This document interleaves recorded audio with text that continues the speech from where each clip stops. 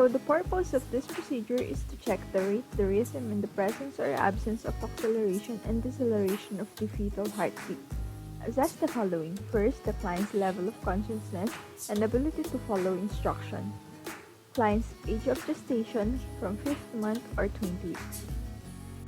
Identify the correct patient, introduce yourself, and state the purpose of intervention. 2. Hand hygiene.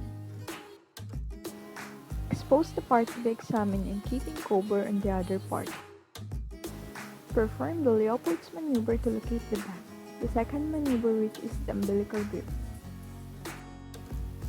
Place the diaphragm of the stethoscope onto the client's abdomen where the fetal back is located. Count the beat in 1 whole minute. 2 beats are equals to 1 count.